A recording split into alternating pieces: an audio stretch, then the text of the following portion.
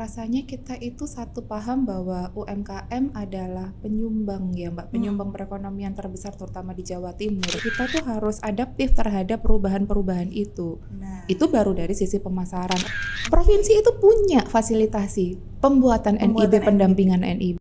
Bukan hanya provinsi loh Mbak, kabupaten kota punya, ya. gratis dan cepat. Oke. Saya selaku ketua Dekranas membawa teman pengrajin itu luar biasa Mbak. Dari 100% yang dibawa, 70 sampai 75-nya terjual. Sebetulnya kalau Mbak Kome tanya, saya takut Mbak. takut takutnya Mbak. ya? Oh, takut Mbak.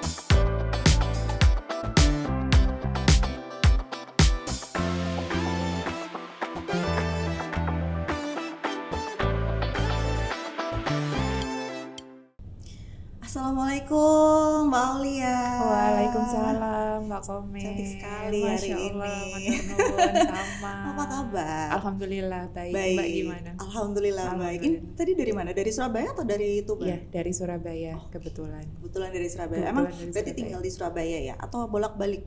Dimanapun yang membutuhkan Mbak. Kadang di sini, kadang di Tuban, kadang di Gitu, Jakarta. iya. nggih. Mumpung Bajunya masih cantik fleksibel. Mbak Aulia. Masya Allah, terima kasih. Itu dari mana? Dari Tuban? Batik Dari Tuban. Ini gedok Tuban Oh, Mbak. itu gedok Tuban. Nama batiknya? Atau bukan. nama apanya? Gedok tenun adalah prosesnya. Oke. Jadi kami itu gedok itu kan yang dok itu loh Mbak. Oh, Kenapa dinamain gedok? ha, ha, ha. Nah, tenun karena memang base-nya adalah dari randu itu loh Mbak, kapas.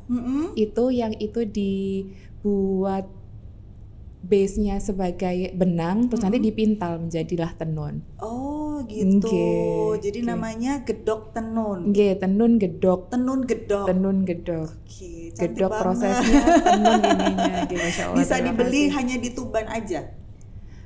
Pengrajinnya base-nya di Tuban. Mhm. Tapi kalau semisal bisa dibeli rasanya Udah bisa online mungkin ya. ada beberapa. Ada beberapa. Oke. Oke. Nggih, yang sampun bisa dibeli secara Itu deh digital. kapan-kapan ya. Boleh. Atau kapan-kapan saya main ke rumahnya Mbak Aulia aja. Boleh Mbak, dengan senang hati. Sekalian lihat nih proses gedok Boleh, tenunnya boleh, gitu ya. boleh Nah, Mbak. Mbak Aulia ini kan sebagai millennials ya, masih ya generasi millennials, tapi Masuk sudah ya, Mbak? masuk, Masuk ya? masih masuk. Tenang aja, kita berdua masih millennials nih. Mbak. Oke. Tapi sudah memberanikan diri menjadi anggota DPRD. Kalau boleh cerita sedikit, Mbak Aulia ini dulu basicnya, latar belakangnya itu seorang Aulia Hani ini seperti apa? Kok sampai memutuskan menjadi anggota DPRD, padahal menjadi anggota Dewan Wakil Rakyat itu kan nggak mudah sebenarnya ya. Sepakat. Tuh, jadi gimana? Sepakat. Gimana nih? Dulu basicnya, latar belakangnya seperti apa? Baik, jadi kalau semisal kita berbicara basic secara politik, memang karena ibu saya, adik saya lama di politik sehingga familiar saya dengan politik. Tapi memang saya di belakang layar Mbak. Prinsipnya bantu-bantu. Bantu-bantu ibu ya. ya. Ibu butuh, adik butuh, insya Allah gitu. Cuman akhirnya memberanikan diri, akhirnya ikut dalam kontestasi di Pileg, sehingga alhamdulillah teman-teman mempercayakan saya di Provinsi Jawa Timur. Itu sebetulnya ada sedikit perjalanan spiritualnya Mbak. Gimana itu? Nah itulah. Jadi beberapa tahun yang lalu entah kenapa, apakah memang mungkin ada pengaruh kehilangan almarhum bapak, kehilangan bapak juga sehingga akhirnya ini.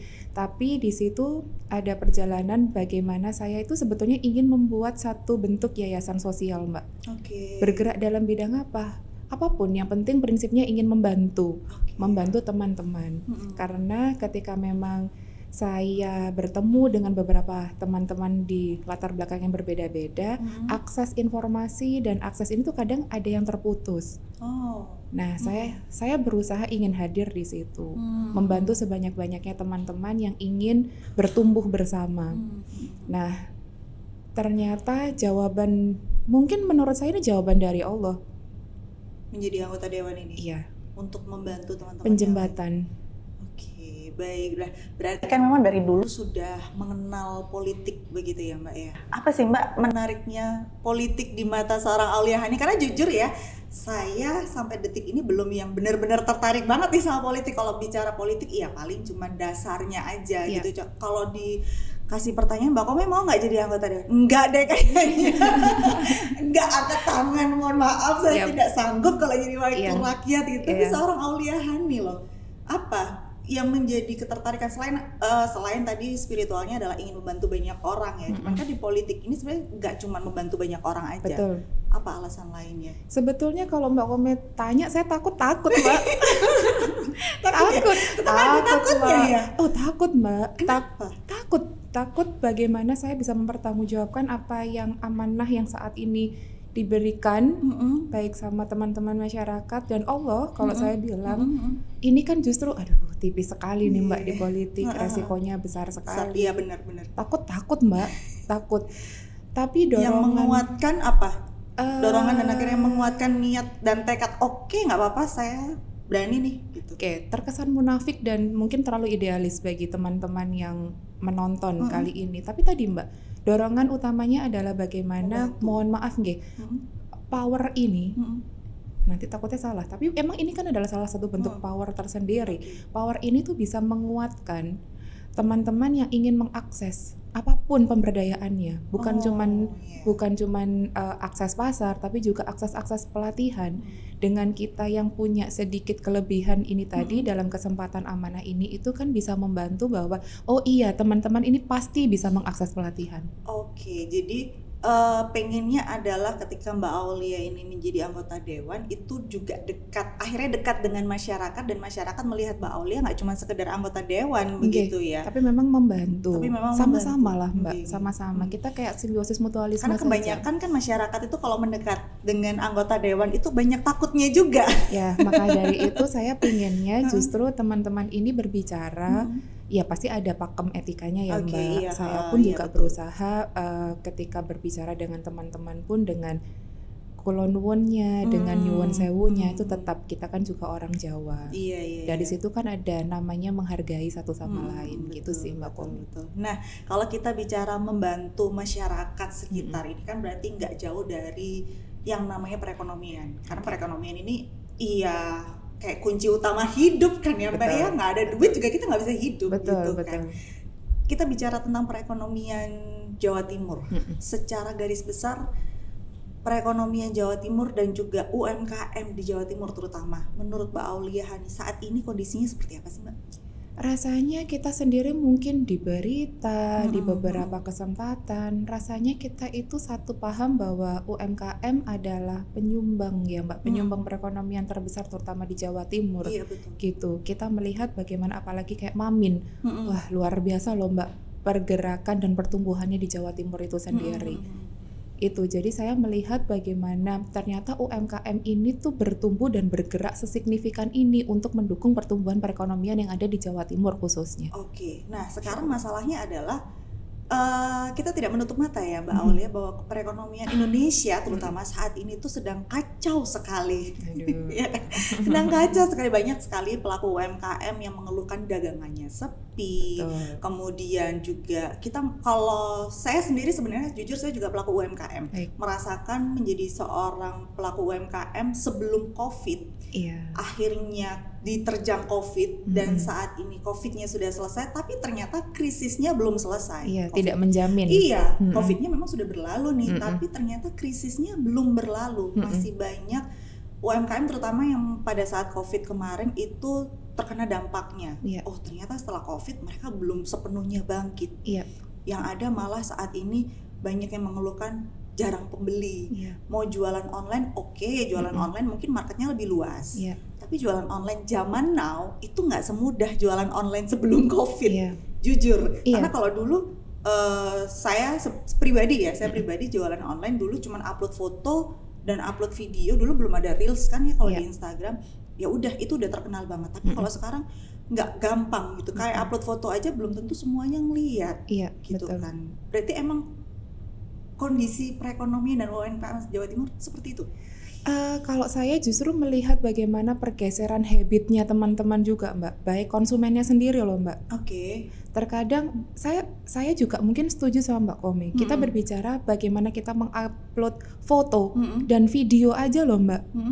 Mungkin dengan cara digitalisasi atau edit-edit yang zaman now ini itu beda Mbak. kita pakai viral pakai apa tuh namanya tuh viral yang Pakai pas sound viralnya. iya itu juga berpengaruh. Nah terkadang memang kita tuh harus adaptif terhadap perubahan-perubahan itu. Nah, Itu baru dari sisi pemasaran atau dari sisi digitalisasinya. oke, iya. Belum lagi posisi dari bagaimana menginovasikan atau mengkreasikan produknya.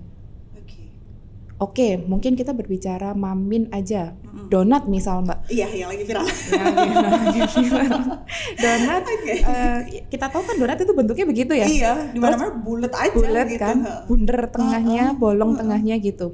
Tapi ternyata mungkin kalau sekarang dilihatnya kan biar bisa difoto di ini bagus gitu kan, ada kan yang bikin lebih kecil size-nya, terus mungkin Toppingnya toppingnya macam-macam, terus dia bisa mengkreasikan kering, donat kering sehingga jadi oleh-oleh itu bisa lebih tahan lama dan kawan-kawan. Itu yang mungkin harus dipertimbangkan, harus mulai dipertimbangkan teman-teman produsen juga agar teman-teman konsumen itu, namanya produk itu kan ada declining ya Mbak, gitu. Kita nggak cuma berbicara perihal satu produk ini, kita juga sebagai konsumen menunggu apa nih inovasinya lagi, Iya, betul. tanpa kita sadari. Nah, kalau begitu kita bicara tentang tantangan sebenarnya ya. Oke. Apa sih Mbak tantangan terbesar deh untuk menghadapi UMKM di Jawa Timur itu, selain tadi kita sudah membahas dua aspek yaitu digitalisasi, pemasaran begitu ya, terus terutama inovasi gitu. Kalau kita bicara tantangan terbesar aja deh untuk memajukan UMKM Jawa Timur supaya bisa naik kelas, apa sih Mbak sebenarnya? Kalau dibilang tantangan terbesar mungkin sudut pandang orang-orang berbeda Mbak.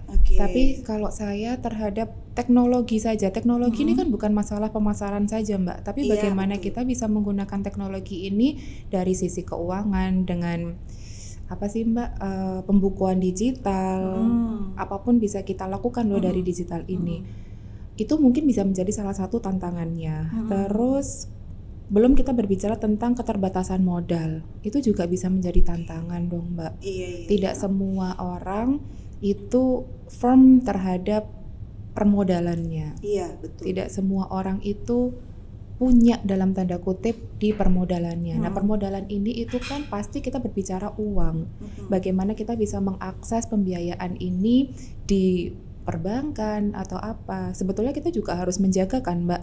Ada naudzubillah min dzalik yang pinjaman-pinjaman online yang tidak masuk di dalam OJK. Iya, pinjol ilegal ilegal, di mana posisinya kita ini juga. Tapi kan terkadang teman-teman pelaku usaha atau mungkin kayak kita sendiri pun yang penting uangnya cepet dulu deh. Tanpa kita sadari bahwa ada resiko di belakangnya yang jauh lebih besar. Itu belum lagi keterbatasan akses terhadap rantai pasoknya gitu Mbak. Itu juga bisa menjadi salah satu tantangan terbesar teman-teman UMKM juga sih Mbak menurut saya. Nah, kompleks. dari sekian banyak masalah yang cukup kompleks sebenarnya, mungkin beberapa UMKM yang sudah berjalan dan sudah stabil ya, tidak melihat ini menjadi sebuah masalah kompleks. Masalah mereka hanya berinovasi dan bagaimana digitalisasi ini bisa berjalan, pemasaran secara digital. Tapi untuk UMKM yang saat ini masih struggle nih Mbak, pasti banyak banget masalahnya. Terutama yang sudah disebutkan Mbak Aulia tadi itu. Kalau dari pemerintah sendiri, ada nggak sih Mbak bantuan atau mungkin program yang bisa membantu UMKM di Jawa Timur ini terhadap untuk bisa tantangan-tantangan itu tadi? Koreksi kalau misal saya salah.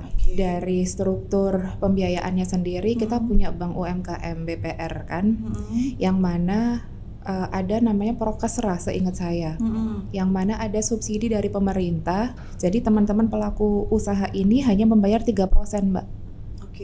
Atas pinjaman itu tadi. Sisanya itu dibayar atau disubsidi oleh pemerintah. Jadi kalau misalkan pinjamnya 10 juta. Nah, tapi ini ada plafonnya. Ada plafon maksimal 50 juta. Tidak semua UMKM itu diberikan 50 juta, pasti akan dilihat sama teman-teman perbankannya sendiri. Nah, jadi 10 juta misal hanya 3%-nya. Jadi pelaku usaha ini taunya beliau itu membayar 3%-nya. Sisanya disubsidi oleh pemerintah. Itu sudah ada program? Insya Allah sudah ada. Prokesra itu sudah lama kok Mbak setahu saya. Dan itu berlaku untuk semua UMKM di Jawa Timur? Atau gimana? Atau mungkin ada persyaratan pasti UMKM? Pasti Mbak, pasti kan mereka juga punya prioritas. Karena kita juga sepakat bagaimana skala itu juga berpengaruh Mbak. Gitu kan, rasanya tidak adil ketika kita ya jadi bicara nggak pas ya, maksudnya rasanya kan kita berbicara keadilan itu berarti kita punya skala prioritas terhadap sesuatu. Dan pastinya prokesra ini kan pasti diprioritaskan mungkin dengan skala mikro dan kecil mungkin seperti itu, yang mungkin secara akses terhadap pembiayaannya juga mungkin lebih susah dibandingkan teman-teman pelaku usaha yang sudah skalanya mungkin lebih firm dan lebih besar. Nah sebenarnya kalau misalkan untuk UMKM yang mungkin belum tahu tentang prokesra tadi itu, bagaimana sih Mbak sebenarnya untuk mengakses atau untuk mendapatkan program ini? Harus kemana dulu begitu? Karena kan ini tadi sudah dikatakan bahwa mungkin tidak semuanya, pasti ada saringannya gitu kan ya, pasti disaring dulu. Nah untuk mengetahui sebenarnya saya ini sebagai UMKM bisa nggak sih dapetin gitu, ini gimana? Harus kemana dulu? Prosesnya seperti apa? Pertama pasti kalau memang ada bank UMKM yang ada di kabupaten kota, BPR itu loh Mbak, itu bisa teman-teman pasti ke sana. Langsung datang ke banknya? Pasti bisa langsung ke sana, menanyakan bisakah saya tuh mengakses prokesra ini, misal seperti itu, karena kan ada kuotanya Mbak. Ada kuotanya Terus gitu. Kemudian terus sebetulnya kita juga sebagai legislatif itu juga diberi kesempatan kok Mbak sama teman-teman Bank UMKM untuk mensiarkan berupa sosialisasi. Jadi kami bersama-sama teman-teman Bank UMKM itu memberikan informasi atau sosialisasi kepada teman-teman pelaku UMKM itu, ini loh kita punya program ini, syaratnya ini saja. Syaratnya ini, siapa saja yang bisa ini. Dan kalau memang ternyata bisa apply di tempat pada saat itu, teman-teman rasanya pasti membantu. Baik, ini tadi kita bicara tentang permodalan ya. Betul. Nah, selain ada permodalan juga pastinya teman-teman UMKM ini butuh pengetahuan yang lainnya. Misalkan nih, Mbak, ngapunten ya, yang namanya manusia, kita pinjem uang misalkan 10 juta. Bilangnya untuk modal usaha, ternyata di tengah-tengah ada apa-apa, ya udah pakai duit ini aja dulu. Ada nggak sih Mbak misalkan pendampingan gitu ya, dari entah dari bank atau mungkin dari pemerintah juga, saya kurang paham. Ada nggak pendampingan ketika misal saya sudah pinjam ke bank 10 juta, oke, ini untuk modal ya, modal usaha, tapi nanti akan ada pendampingnya nih supaya duit 10 juta ini beneran dipakai untuk modal usaha. Ada nggak, ada program seperti itu nggak Mbak? Sebenarnya kalau Mbak Kome bilang kayak gitu tuh, saya tergelitiknya gini. Ini kan sudah menjadi hak pelaku usaha. Jadi kan orangnya yang berhak untuk sebetulnya bertanggung jawab kalau memang niatnya untuk usaha, harapannya begitu. Tapi mungkin kita berbicara terkait pelatihan terhadap upgrade-nya teman-teman pelaku usaha, boleh ya Mbak? Iya, boleh. Jadi pemerintah provinsi sendiri itu untuk 2025 itu ada beberapa pelatihan Mbak. Mulai dari workshop optimalisasi pemasaran, itu di sisi pemasarannya. Kita punya kok program coaching klinik laporan keuangan dan penyusunan perencanaan bisnis untuk UMKM. Nah itu kan mungkin juga bisa menjadi betul. Biar posisinya sebenarnya lebih apa ya Mbak, nggak kemana-mana duit ini, jadi dibantu atau diberikan satu bentuk informasi edukasi terkait gimana sih kalau misal kita tuh mau membuat atau perluasan bisnis. Duit segini itu duit segini itu baiknya itu prosentasenya untuk ini berapa, ini berapa, HPP-nya seperti berapa. Nah itu kan nggak banyak orang yang tahu. Itu dia. Makanya ada pelatihannya. Ada Mbak. Dan ini bagaimana cara mengaksesnya Mbak? Sorry, tak putus dari sini dulu ya. Enggak apa-apa. Jadi ini adalah program dari Dinas Koperasi dan UMKM, seingat saya. Koperasi dan UKM Jawa Timur. Nah memang mereka juga mempublish kok Mbak di Instagramnya. Sembari memang tadi yang saya bilang, kami anggota DPRD provinsi itu diberikan kesempatan untuk bisa ikut serta, sehingga harapannya beberapa konstituen kami yang pelaku usaha itu bisa dihadirkan juga, yang sekiranya dia tidak melihat atau terlewat informasinya di Instagram itu bisa mendapatkan informasi itu. Berarti memang sebenarnya ini pelatihan untuk semua. Untuk semua. Tidak hanya dapil saya saja. Iya, maksudnya tidak hanya beberapa UMKM aja yang bisa, untuk semua. Betul. Saya aja insya Allah besok Mbak coaching klinik laporan keuangan sama teman-teman UMKM ini.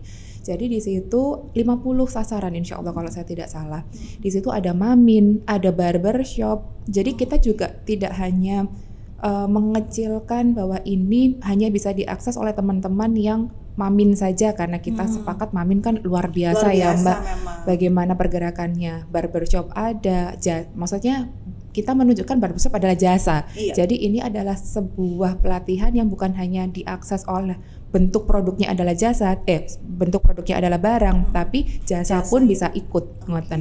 Dan semuanya bisa mendaftarkan gitu. Bisa. Ya pasti kan ada spesifikasinya Mbak, harus punya NIB, ada ininya. Berarti kalau begitu untuk mengikuti semua program dari pemerintah ini yang minimal KTP dong. Selain itu NIB juga ya? Ya, karena jadi kan nggak semua UMKM juga Mbak sudah punya NIB. Betul Mbak, tapi NIB itu nomor induk berusaha. Jadi kan sebetulnya seperti KTP-nya untuk usaha kan. Nah, cuman nggak semua UMKM ini paham dan mempunyai. Betul, nggak apa-apa. Provinsi itu punya fasilitasi pembuatan NIB, pendampingan NIB. Bukan hanya provinsi loh Mbak, kabupaten kota punya, pusat juga punya. Berarti sebenarnya semua UMKM bisa langsung bikin NIB gitu ya? Gratis ya? Gratis dan cepat. Selama syarat-syaratnya terpenuhi ya Mbak. Nah setelah itu baru mereka ini bisa mengikuti program-program dari pemerintah. Harapannya dengan mereka sudah firm di beberapa identitas wajib atau legalitas wajib, itu kan memudahkan mereka itu lebih mengakses. Nah itu juga termasuk salah satu indikator Mbak yang memang harus dipahami, bahwa naiknya punya NIB, sekarang mungkin Mbak Komi pernah dengar sertifikasi halal, iya, betul. Dan kawan-kawan dan sebagainya, itu menjadikan salah satu salah satu indikator UMKM naik kelas juga. Peningkatan legalitas itu peningkatan perizinan. Jadi tidak melulu kita bicara ternyata UMKM ini pembelinya banyak, kemudian modalnya banyak dan investasinya ada banyak, tapi ternyata secara legalitas harus belum dipersiapkan. Harus dipersiapkan. Karena regulasinya juga kan kayak contoh sertifikasi halal yang untuk Mamin, kalau saya tidak salah harusnya kewajibannya kan 2024 ya Mbak, sudah harus tersertifikasi halal. Nah, pemerintah pusat memberikan kesempatan batasnya sampai 2026. Dan ini sebenarnya sertifikasi halal ini kan gratis juga ya Mbak ya? Gratis kalau yang pemerintah pusat itu self-declare Mbak. Wah ini jadi ngomongin podcast saya yang kemarin nih. Jadi sertifikasi halal sendiri itu ada dua Mbak skemanya. Ada self-declare, ada yang reguler. Beda paling gampangnya yang self-declare itu yang resikonya lebih rendah. Kalau yang reguler resikonya lebih tinggi. Resiko dalam bentuk? Baik itu skala usahanya maupun produk usahanya. Contoh kalau yang self declare itu yang tidak ada kategori kayak dagingnya itu loh Mbak. Kalau yang reguler, jadi kalau yang ada misal makanannya kita jualan mie ayam, nah itu masuk ke reguler. Karena ada masuk ke reguler karena ada beberapa lembaga yang harus menilai kehalalan daging yang digunakan.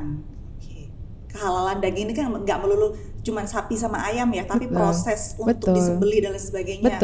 Makanya termasuk jasanya itu juga harus disertifikasi halal kan Mbak. Juleha itu harus punya sertifikasi. Nah itu kalau saya tidak salah termasuk salah satu program self declare yang memang gratis difasilitasi oleh pemerintah pusat yang sejuta di tahun ini Mbak, oleh BPJPH. Nah selain tadi yang sudah disampaikan pelatihan mulai dari coaching, kemudian workshop pemasaran, ada apa lagi nih Mbak? Ada pelatihan keterampilan sektor industri kreatif di bidang periklanan digital. Itu juga ada. Ini gitu. yang berupa pelatihan ya.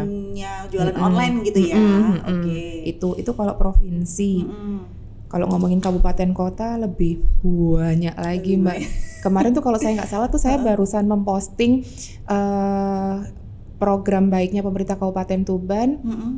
Ada workshop atau teman-teman tuh dilatih bagaimana cara ngambil foto yang baik, bagaimana ini itu sih Mbak. Ini maaf ya kalau saya itu menginikan Kabupaten Tuban.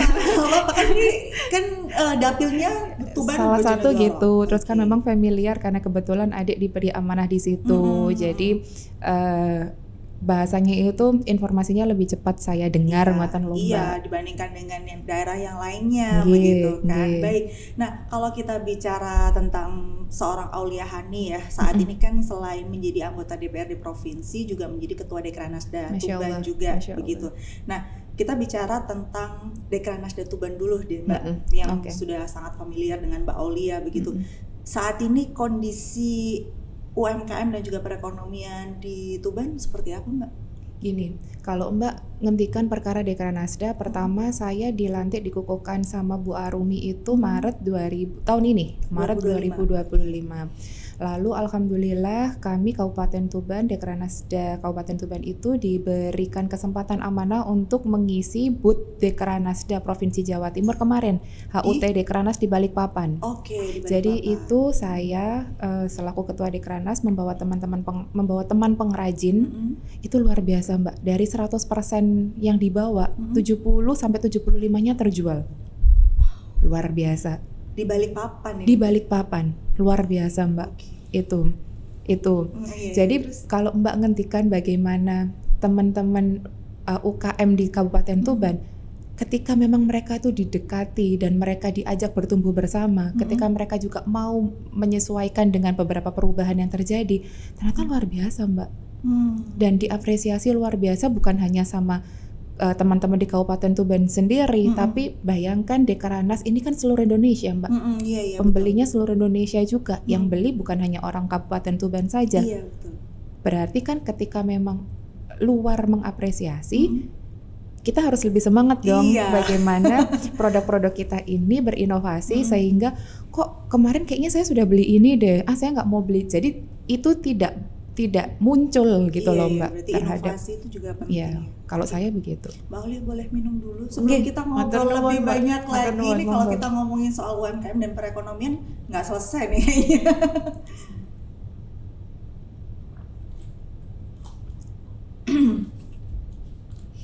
Oke, nah kemarin kalau boleh diceritakan sedikit Mbak waktu Dekranasda di Balikpapan, produk apa aja sih Mbak yang dibawa ke sana?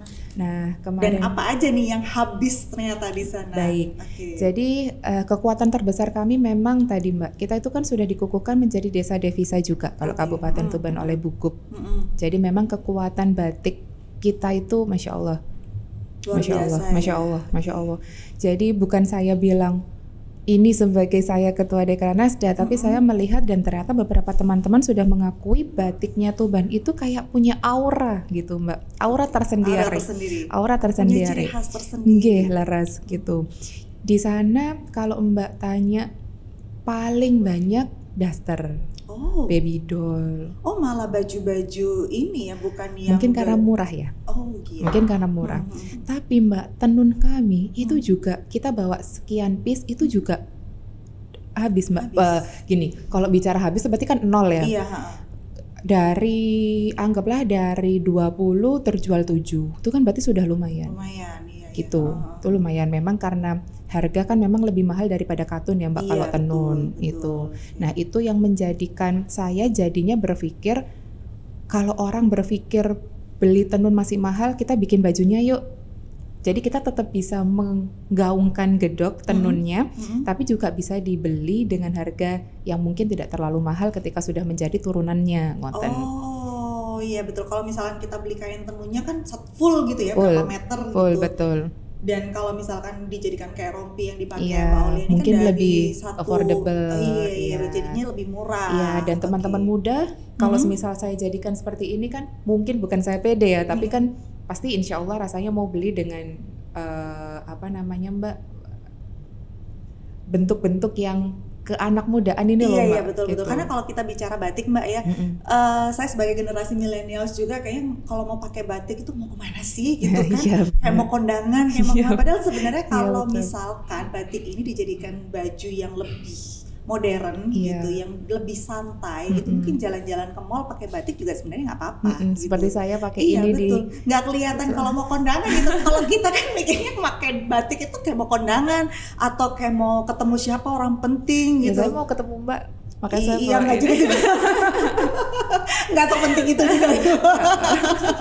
Oke, berarti sepakat. Iya, berarti kan saat ini teman-teman UMKM terutama yang ada di Tuban sudah bisa mengikuti kemajuan zaman, begitu, berinovasi. Harapannya tanpa meninggalkan budaya-budaya atau proses-proses tadi ya Mbak. Itu kan menjadi satu kekuatan tersendiri juga dengan prosesnya yang Masya Allah, dengan potensi lokalnya atau kearifan lokal itu, kita kan juga tidak boleh menghilangkan itu sebagai salah satu kekuatan tersendiri. Oke, selain batik Mbak, kalau kita bicara Tuban sendiri, apa lagi yang Udah, bisa? makanan Mbak, Apa seafood makanannya, Mbak? kita, lo Oh, rajungan, seafood. Iya, seafood rajungan iya, luar betul. biasa. Kita punya belut, kita punya becek mentok. Kalau misalkan untuk makanan-makanan seperti itu kan, kalau batik mungkin bisa dikirim sampai keluar kota, luar pulau. Tapi kalau untuk makanan khasnya Tuban yang susah untuk dikirim keluar dari Tuban, ini bagaimana proses pemasarannya? Baik. Mungkin ini juga bisa menjadi sebuah informasi ya buat teman-teman yang menjual makanan basah yang tidak bisa dikirim secara jauh, tapi kalau kita jualan cuma di rumah aja, kayak yang beli cuma itu aja gitu. Iya, Gimana? sepakat. Jadi contoh kayak ikan asap Mbak, kita juga kan punya ikan asap. Nah, sebetulnya kan bagaimana kita juga mendorong tidak menggunakan pengawet yang berlebihan atau bahkan tidak menggunakan pengawet, tapi lebih bisa lama mungkin dengan proses pengasapannya. Itu satu. Terus yang kedua, teman-teman contoh kayak rajungan Mbak. Jadi teman-teman tuh sudah, karena kan rajungan begitu ya, Iya. potel-potelan. Iya. Jadi teman-teman itu inovasinya ada Mbak, dimasukkan dalam cangkang. Jadi itu ada dagingnya, ada telurnya, ada telur rajungan, terus ditambah dengan telur ayam, itu dimasukkan di situ. Sebetulnya harapan saya bisa di frozen. Kalau di frozen kan itu pasti akan lebih lama. Ngoten. Jadi inovasi-inovasi itu yang kami harap lebih banyak muncul dan terinspirasi dari semua kalangan untuk bisa ini tadi Mbak, memaksimalkan pendapatan kan otomatis dengan dia lebih lama, dengan dia bisa dibawa kemana-mana. Ini kan harapannya. Jadi kan kayak, oh saya makan ini nggak cuman harus ke Tuban, jadi sehingga ini kayak gitu-gitu loh Mbak. Iya betul. Ya salah satu inovasi juga ya jatuhnya ya. Memang harus kayak gitu nggak sih Mbak? Iya, karena kalau misalkan kita nggak berinovasi, satu selain pembelinya itu aja, orang juga kayak udah pernah makan ini, nggak ada menu lain nih, gitu kan. Betul, gitu. Nah, kalau Mbak Aulia sendiri di tengah-tengah para pelaku UMKM di Tuban ini Mbak, sejauh apa sih Mbak Aulia ini sudah mendukung atau merangkul teman-teman UMKM khususnya di daerah Tuban? Kalau Mbak ngendikan kayaknya saya ini banget, masih jauh lah Mbak. Saya tahu saya itu belum maksimal membantu teman-teman. Tapi setidaknya contoh kayak kami, kalau kita berbicara saya di anggota DPRD provinsi nggih, kami itu kan punya beberapa kegiatan yang bisa kita bawa ke daerah pemilihan dengan membawa narasumber kita yang memilih Mbak narasumbernya siapa. Oke, jadi misalkan, jadi contoh saya punya paling gampang yang diketahui teman-teman kan reses ya. Iya, reses. Misal kayak reses, kita ajak narasumber di bidang mungkin tadi penghitungan HPP misal, atau posisinya tadi cara moto misal, itu kami ajak narasumbernya, kami datangkan beberapa teman-teman UMKM yang berkenan untuk bersama-sama belajar. Nah itu salah satunya kalau dari DPRD provinsi. Kalau saya sebagai DPRD provinsi, tidak berhenti di situ, saya sebagai salah satu tim penggerak PKK Kabupaten Tuban, kebetulan karena peningkatan perekonomian keluarga, di situ juga ada Mbak pelatihan-pelatihannya, itu juga ada. Terus saya sebagai Dekranasda sebetulnya juga ada pelatihannya juga, dan kami juga diberikan waktu itu, kalau tidak salah ada program dari Kementerian Kemendiksasmen, Kementerian Pendidikan itu loh Mbak. Iya, Itu kami diberikan peluang untuk bisa mengajak adik-adik yang putus sekolah di rentang usia tertentu untuk bisa diberikan pelatihan dan stimulus alat agar bisa menjadi pelaku usaha ngoten Mbak. Jadi banyak sebetulnya, banyak kesempatannya. Apa sih Mbak yang sebenarnya menjadi Mbak tantangan atau mungkin pagar tersendiri sehingga UMKM di Jawa Timur, khususnya kita nggak bicara tentang Tuban aja ya, mungkin banyak sekali pelaku UMKM di Jawa Timur ini tidak mengetahui program dari pemerintah, atau mungkin mereka kok saya nggak tahu ya pemerintah punya program seperti ini, padahal pemerintah juga sudah berusaha menggaungkan begitu kan, tidak hanya tinggal diam tapi sudah berusaha menggaungkan, tapi masih banyak juga yang mungkin belum tahu apa yang sebenarnya. Gini, pertama tidak menjustifikasi juga bahwa memang kita itu jangan hanya melihat di satu, misal kita hanya melihat di Instagramnya Diskop UKM saja, menurut saya. Google sudah terbuka Iya. sebegitunya. Oke. Lalu kita juga tidak boleh pokoknya menutup terhadap akses informasi itu jangan cuman satu sumber, satu pintu gitu Iya loh ya, Mbak. iya, Itu ngerti dari ngerti. sisi teman-teman masyarakatnya. Mm-mm. Dan kalau dari sisi saya juga belajar. Jadi bagaimana informasi ini bukan hanya diinformasikan melalui Instagram saja, tapi kita informasikan lewat WhatsApp. Kita Oke. informasikan lewat, kita kan pasti punya teman-teman di bawah yang memang Iya. mengelola Iya. itu semua ya Mbak. Bagaimana teman-teman ini juga kita bekali untuk bisa memberikan edukasi, ini ada program, kamu mau ikut nggak sih? Kamu mau ini nggak gitu. Jadi kalau saya sih lebih suka daripada menunggu, ayolah kita juga memberikan informasi ini seluas-luasnya, tapi kami juga berharap masyarakat juga harus proaktif untuk mengakses segala bentuk Karena informasinya. sebenarnya pemerintah ini sudah memberikan banyak sekali fasilitas. Stimulus gitu ya, ya. stimulus begitu ya. Mm-mm. Nah, kalau kita bicara tentang melebarkan sayap untuk berjualan begitu ya Mbak ya, apapun itu, entah produk, entah itu jasa, pemerintah membantu UMKM dalam mengakses pasar nasional itu seperti apa sih Mbak? Nah, kita itu ada misi dagang Mbak. Misi dagang. Ada misi Oke. dagang. Kalau saya tidak salah, tahun ini tuh sudah 3 yang sudah dilakukan. Kalau Mbak Komi juga sempat mengikuti. Pertama kalau tidak salah itu baru-baru ini kita di NTB Mataram yang mengajak 80 pelaku dari Jawa Timur. Oke. 80 pelaku UMKM. Dari Jawa Timur. Dari Jawa Timur. Karena kan pasti kan namanya kita ada misi dagang antara Jawa Timur sama Mataram, mereka juga akan membawa kan Iya, Mbak. Harapannya bertemu. Ya tadi dibutuhkan nggak sih komoditas-komoditas ini itu di Mataram, dan dibutuhkan nggak sih Mataram ini komoditasnya di Jawa Timur. Itu yang paling terakhir. Di Papua Barat, Sorong juga sempat. Di tahun yang saya tahu di tahun ini tuh ada 37 pelaku usaha Mbak. Nah komoditas masing-masing itu berbeda-beda, bukan yang pasti sama di Mataram dengan di Sorong itu sama, mboten. Komoditas yang dibawa oleh teman-teman Jawa Timur itu berbeda-beda. Ya pasti tergantung dengan kebutuhan. Iya betul. Lalu pernah juga di Kalimantan Timur. Itu juga misi dagang yang dilakukan Provinsi Jawa Timur di Kalimantan Timur. Jadi tahun ini itu yang saya lihat ada 3 itu yang saya ketahui. Secara nasional. Secara nasional. Secara internasional ada nggak sih Mbak? Karena saya waktu itu terlibat di Dekranasda, yang saya tahu itu dari Kementerian Perindustrian Mbak. Dari Kementerian Perindustrian itu bagaimana pelaku usaha itu dikenalkan sama, contoh terakhir yang saya terlewat, itu saya sayang banget. Terlewat itu bukan berarti karena saya tidak daftar. Saya sudah daftar tapi ya mohon maaf kok nggak dipilih. Itu, jadi itu ketemu sama Jepang Mbak. Jepang sama Taiwan kalau nggak salah. Ini berarti dipilih dari se-Indonesia? Ketemu dengan kalau nggak Jepang bayarnya atau Taiwan, iya. Yang saya ingat Jepang, karena saya itu bukan menggilai, tapi saya senang dengan Jepang dan bagaimana Jepang itu menghargai proses kria. Makanya kemarin tuh saya semangat banget untuk bisa teman-teman pengrajin itu bisa ketemu sama buyer di Jepang. Tapi kok ya sayang mungkin belum jodoh, jadi belum ketemu. Rezeki, ya.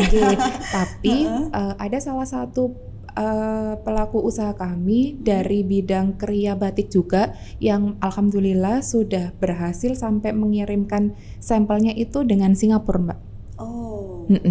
Itu juga difasilitasi sama pemerintah kabupaten kalau saya nggak salah, dari program Kemenperin itu tadi. Berarti memang secara garis besar sebenarnya UMKM di Jawa Timur, ya kita bicara tentang Jawa Timur aja, ini sudah banyak loh pemerintah memfasilitasi, menstimulus, tinggal kita semua para pelaku UMKM ini bagaimana bisa memanfaatkan. Gitu. Dan bagaimana bisa mengakses itu tadi sih Mbak. Iya betul. Jadi karena kalau programnya baik, kitanya tidak bisa mengakses karena tidak tahu informasinya kan muspro. Nah, satu pertanyaan nih Mbak, sebenarnya kondisi ekonomi atau kondisi UMKM saat ini faktor utamanya adalah UMKM-nya sendiri yang tidak mau mencari tahu dan tidak mau belajar atau bagaimana? Saya nggak bisa bilang kayak gitu juga, karena mungkin apalagi yang di daerah itu kita cenderung sama produksi. Tapi mungkin beberapa sektor berbeda nggih Mbak. Tapi kalau misal kayak batik, jadi contoh ada salah satu pelaku usaha itu yang memang ya sudah dia sudah ada permintaan dari ini, aku fokus ke situ dulu. Aku fokus ke sini dulu, aku fokus ke sini dulu terhadap pemenuhan wants-nya dari Kabupaten Tuban sendiri. Iya. Saya tidak bilang apakah harusnya kamu tidak bisa seperti itu, tapi kan terkadang lompatan-lompatan pemikiran itu kan belum dipunya. Saya aja kadang nggak kepikiran kayak gitu loh Mbak. Iya, betul. Kadang kayak gitu. Ya. Itu sih. Iya, berarti makanya ya harapannya sama-sama belajar betul. Jadi ya, harapannya dengan adanya kita ketemu, bukan cuma saya, mungkin kayak teman-teman yang lain, itu kan harapannya bisa saling memberi insight. Oke. Bu, ada loh ini, coba dimanfaatkan. Atau saya mendapatkan aspirasi atau masukan dari teman-teman itu, Mbak, saya lo butuh ini, tolong ya dibikinkan. Gitu. Nah, kalau kita bicara terkait tadi yang terakhir disampaikan misi dagangnya sampai nasional maupun internasional, syaratnya apa aja sih Mbak untuk bisa sampai ke sana gitu? Oke. Yang pasti setahu saya pasti kurasi produk ya Mbak. Kayak rasanya teman-teman dinas terkait dinas perdagangan kalau di provinsi itu pasti kan mereka juga mengkurasi sebagai bentuk tanggung jawab. Iya.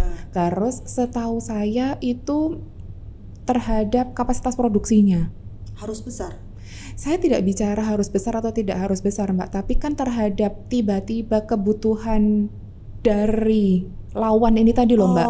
Iya. Jadi akhirnya teman-teman pemerintah itu akhirnya menanyakan, mampu nggak kamu membuat dengan kapasitas sekian? Itu kan sekali lagi itu bentuk pertanggungjawaban yang betul, memang harus disiarkan. Kasarannya kan saya harus shaking hand sama Mbak Kome. Mbak Hani bisa ngasih tanggung jawab apa nih kalau misal saya butuh ini dalam waktu cepat selama ini gitu. Iya, karena kan kalau permintaan seperti itu kadang-kadang kita nggak bisa memperkirakan ya. Kita nggak tahu pasarnya di sana seperti apa. Kita mikirnya paling nanti kita produksi 100 biji seminggu gitu misalnya cukup lah, ternyata permintaannya membludak. Nah, itu sih Mbak. Selain memang legalitas ya Mbak. Pertama berarti yang harus dipunya oleh UMKM ini adalah legalitas. Identitas, legalitas itu kan sebagai salah satu bentuk kekuatan untuk perluasan pasar. Gitu. Oke, terakhir Mbak Hani mungkin boleh menyampaikan pesan yang menggelitik para UMKM ini supaya ya bisa naik kelas lah UMKM Jawa Timur ini, karena kan kalau kita melihat kondisi perekonomian saat ini kayak susah banget gitu. Jangankan naik kelas, untuk bertahan aja ngos-ngosan gitu bahasanya. Nah, untuk bila mindalik jangan sampai Senin Kemis gitu nama. Ini untuk bertahan aja ngos-ngosan, gimana caranya sampai nanti akhirnya naik kelas. Kalau orang berpikir, orang awam mungkin ya, saya pun kadang-kadang juga iring lihat enak banget ya, dia tuh kayak cepet banget gitu jalannya, padahal kita nggak pernah tahu nih dulu perjuangannya seperti apa. Kan memang gitu Mbak, manusia itu tempatnya iri. Apa sih Mbak pesan yang mau disampaikan mungkin untuk teman-teman UMKM ini? Oke, kalau saya, mari teman-teman semuanya, mari kita berkolaborasi, menginovasikan hal-hal yang baik, mengkreasikan hal-hal yang baik. Untuk apa? Untuk bisa menghasilkan karya nyata yang tidak hanya bisa dinikmati oleh lingkungan kita, tapi dinikmati oleh sektor yang lebih besar lagi. Jadi jangan antipati terhadap perubahan, mari kita belajar dalam bertumbuh bersama. Itu sih Mbak. Gitu ya. Harapannya dengan kita berkolaborasi, bertumbuh bersama dalam hal-hal yang baik, tujuannya apa sih? Karya baik yang diterima bukan hanya di kalangan kita sendiri, tapi di skala yang lebih luas lagi. Semangat. Semangat ya untuk semua UMKM. Semangat. Masih panjang perjuangannya dan sebenarnya pemerintah juga sudah sangat mendukung begitu. Tinggal kita bagaimana kita bisa memanfaatkan dengan baik begitu. Kita kapan-kapan ngobrol lagi ya Mbak. Insya Allah. Sediakan waktu untuk ngobrol lebih banyak ya Mbak. Insya Allah. Terima kasih Mbak Hani atas waktunya. Kapan-kapan kita ketemu lagi, saya main ke Tuban nanti. Boleh, Insya Allah terbuka. Diajak main ke ini batik tenun gedok. Iya, boleh. Matur nuwun Mbak Kome. Assalamualaikum Mbak Hani. Waalaikumsalam warahmatullahi wabarakatuh.